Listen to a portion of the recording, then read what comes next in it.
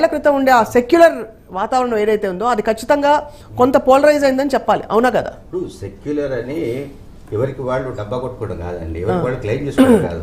Secular గా ఆ party పనిచేస్తుందా లేదా అనేది బయట ఎవరైతే మనం అబ్జర్వ్ చేస్తుంటామో, లేదా ప్రజలు ఎవరైతే అబ్జర్వ్ చేస్తుంటారో హ్యాపెనింగ్స్ విషయంలో వాళ్ళు డిసైడ్ చేయాలి. వాళ్ళకు ఒక కంక్లూజన్ వస్తుంది, ఇది నిజంగా సెక్యులర్ కవర్ లో సెక్యులర్ ముసుగులో ఉన్నాడా లేకుంటే నిజంగా సెక్యులర్ పార్టీయా అనేది ఒకటి. ఇప్పుడు బీజేపీ లాంటి పార్టీతో ఎవరు కలిసినా కూడా అది వాళ్ళ కొంప మునుగుతుందని అయితే మనకి రిజల్ట్స్ అయితే కనిపిస్తున్నాయి. రైట్. సో మొత్తానికి అయితే ఇది దేశవ్యాప్తంగా ఈ ట్రెండ్ ఉందంటారా రవీంద్ర గారు? సెంట్రల్ పాలిటిక్స్ పై మీ అంటే నేషనల్ పాలిటిక్స్ పై మీ కామెంట్ ఏంటి? జనరల్గానే భారతీయ జనతా పార్టీ అనుసరిస్తున్న విధానాల పట్ల, పాలసీల పట్ల సాధారణ ప్రజలలో కూడా ఒక వ్యతిరేక భావన అనేది పర్క్యులేట్ అయితే వచ్చింది. అది ఎవ్రీడే గ్రోయింగ్, రైట్, అది పెరుగుతూ ఉన్నది. కర్ణాటకలో చూసిన రిజల్ట్స్ కానీ వాళ్ళ రాజకీయ ఎత్తుగడలు చూసినా కూడా అది యాడ్ చేస్తున్నది. అవును, యాడింగ్ ఫ్యూయల్ టు ఫైర్ అట్లా. కాబట్టి ఇవన్నీ గమనించినప్పుడు భారతీయ జనతా పార్టీ స్వయంగా ఆ పార్టీతో స్నేహ సంబంధాలు ఉన్నాయని అనుమానం ఉంటేనే ఇప్పుడు జగ్రి గారు చెప్పిన భావనలు మనం ప్రస్ఫుటంగా గమనిస్తూ ఉన్నాం అవును రిజల్ట్స్లలో. సో కాబట్టి భవిష్యత్తులో రాబోయే రోజులలో భారతీయ జనతా పార్టీకి గడ్డు రోజులు రాజకీయంగా అనేది ఈ తెలంగాణ ఎన్నికలు చూపెట్టబోతున్నాయి. రైట్. అండ్ ఇప్పుడిప్పుడే మనకి ఇతర రాష్ట్రాల ఫలితాలు కూడా మనకి వెలువడుతున్నాయి జకీర్ గారు, వాటిపై కూడా మనం మాట్లాడబోతున్నాం. ఇక కొడంగల్ పరిస్థితి ఏంటి? కొడంగల్లో ఆబ్వియస్లీ రేవంత్ రెడ్డి 100% గెలుస్తారు. దాని గురించి మీకు అనుమానం ఉండాల్సిన, అంటే ఆల్రెడీ వేస్తున్న హవాలో ఇది ఒక అదనపు ఫ్యాన్ అనాలి. అంతే కదండి. ఇప్పుడు మీరు ట్రెండ్స్ చూడండి, బిగినింగ్ నుంచి అంటే ఈ ఓట్ల లెక్కింపు ప్రారంభమైన మరుక్షణం నుంచి మనకు కనిపిస్తున్నది ఏమిటంటే ఆదిలాబాద్ టు ఖమ్మం టు మహబూబ్ నగర్ అన్ని చోట్ల కూడా రూరల్ సెగ్మెంట్స్ అన్నింటిలో కూడా ఒకటే ట్రెండ్ కనిపిస్తుంది. అంటే కాంగ్రెస్ కు సానుకూలమైన వాతావరణం కనిపిస్తోంది. సో బీఆర్ఎస్ కు వ్యతిరేకమైన వాతావరణం కూడా కనిపిస్తుంది. వేరే మీకు అర్బన్ సెగ్మెంట్స్ కి వచ్చేవారు అంటే లైక్ హైదరాబాద్, మేడ్చల్, లేకపోతే రంగారెడ్డి ఈ జిల్లాలు ఏవైతే ఉన్నాయో అంటే అర్బన్ ఫ్లేవర్ ఉన్న డిస్ట్రిక్ట్స్ లో మాత్రం ఇతర డెవలప్మెంటల్ యాక్టివిటీస్ కావచ్చు, ఐటీ ఎక్స్పాన్షన్ కావచ్చు, లేకుంటే ఎంప్లాయ్మెంట్ కల్పన కావచ్చు, ఇన్ఫ్రాస్ట్రక్చర్ డెవలప్మెంట్ కావచ్చు, ఫ్లైఓవర్స్ కావచ్చు, లేకపోతే మెట్రో కావచ్చు, వీటన్నిటి ప్రభావం అర్బన్లో ఏంటంటే అభివృద్ధికి వాళ్ళు ఓటు వేసి ఉండొచ్చు ఖచ్చితంగా. సో డెవలప్మెంట్కు ఓటు వేసిన కారణంగా ఉంటుంది. అయితే ఇక్కడ మనం దీనికి కాంట్రాస్ట్గా చెప్పుకోవాలి. రూరల్ సెగ్మెంట్స్లో మరి బీఆర్ఎస్కు సంబంధించిన సంక్షేమ పథకాల లబ్ధిదారులు ఏమైపోయారు?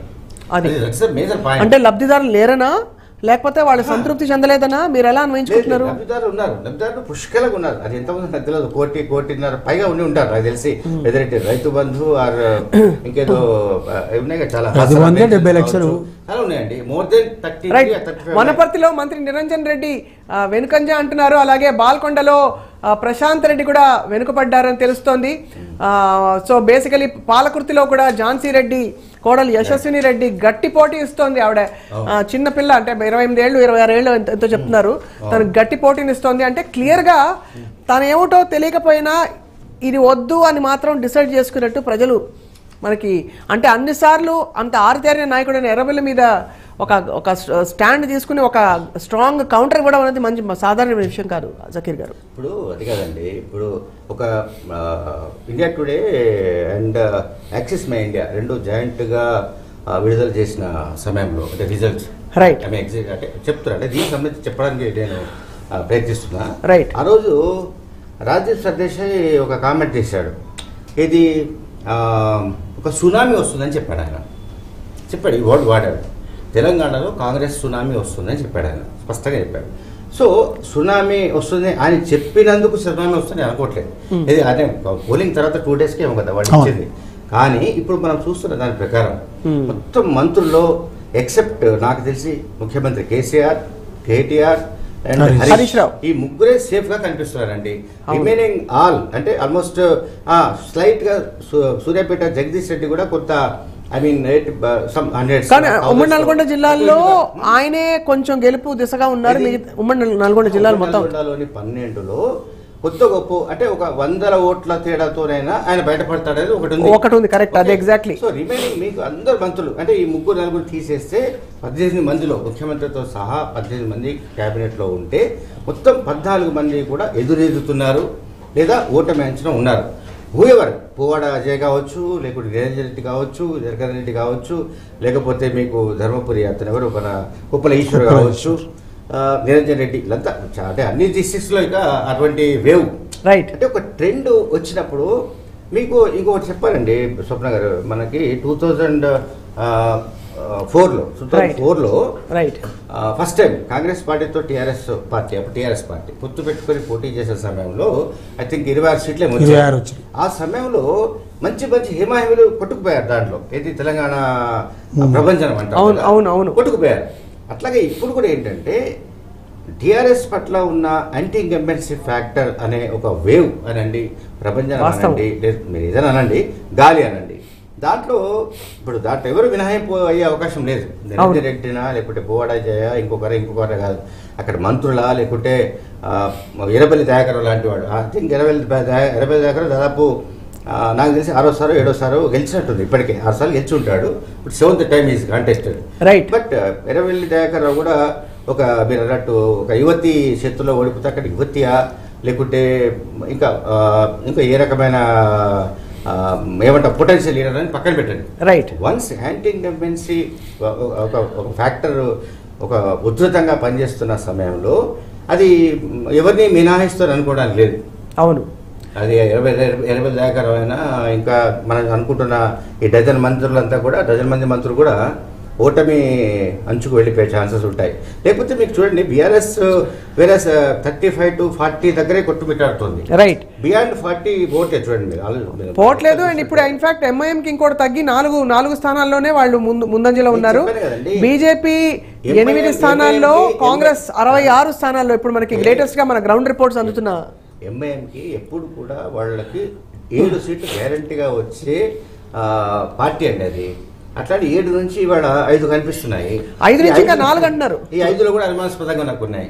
నేను చెప్పాను కదా, నాంపల్లి ఒకటి, యాకుత్పుర, సవాట్, బలక్పేట రైట్. ఇప్పుడు అందుతున్న వార్త ఓటమి దిశగా 11 మంది సిట్టింగ్ బీఆర్ఎస్ ఎమ్మెల్యేలు ఉన్నారని చెప్పి, అంటే దాదాపు రిజల్ట్ కి దగ్గరలో ఉన్నారు. 11 మంది ఓడిపోయే పరిస్థితులు కనిపిస్తున్నాయి అంటున్నారు. ఇది లేటెస్ట్ ఐ డ్రీమ్ నెట్వర్క్ ఇస్తున్న గ్రౌండ్ రిపోర్ట్. రైట్, చెప్పండి.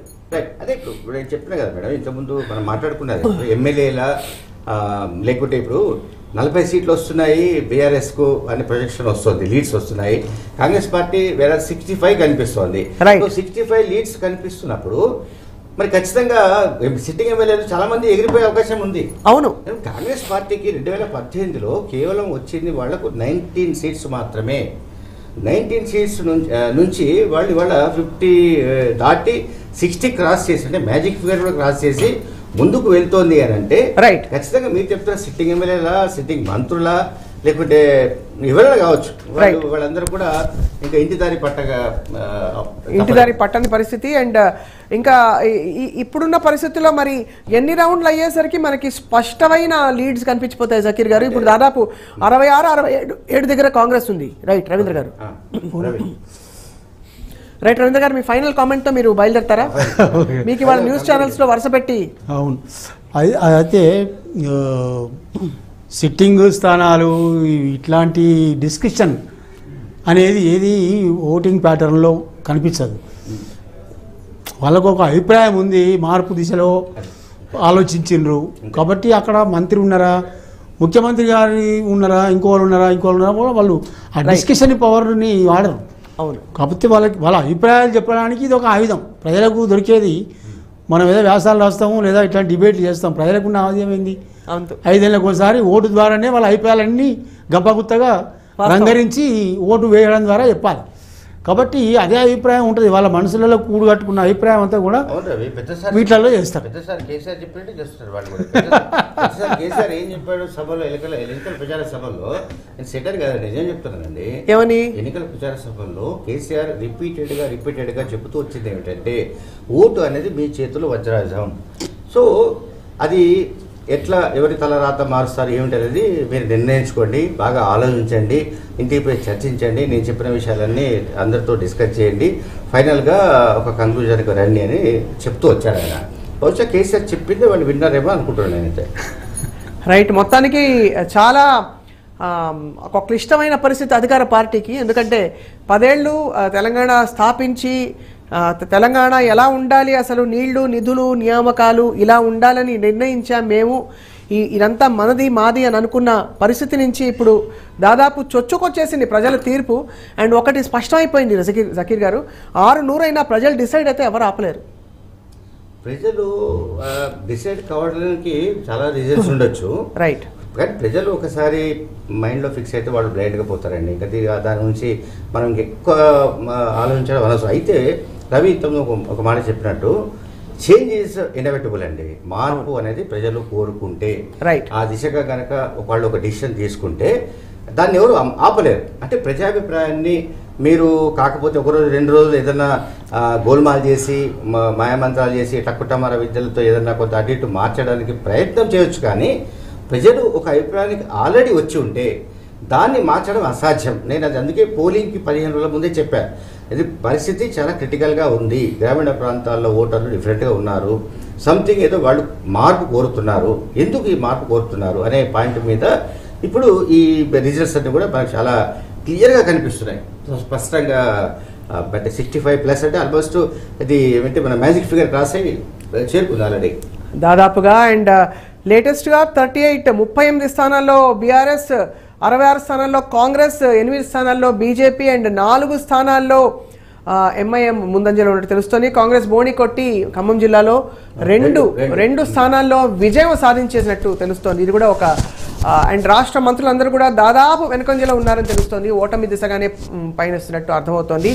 మొత్తానికి ఎవరు అవ్వబోతున్నారు తెలంగాణ నెక్స్ట్ ముఖ్యమంత్రి, ఎప్పటికప్పుడు మీకు ఇలా లైవ్ కవరేజ్ అందిస్తూ ఉంటుంది మా నెట్వర్క్ అంతా కూడా. అండ్ ప్రస్తుతానికి Rabindra garu thank you very much for joining us ఇవాళ. అండ్ మా కొలీగ్ కవిత తర్వాతి అప్డేట్స్ని కొనసాగిస్తారు and will be joining you కాసేపట్లో మరొకసారి విశ్లేషణతోటి. Thank you all for watching. Continue to stay tuned to I dream.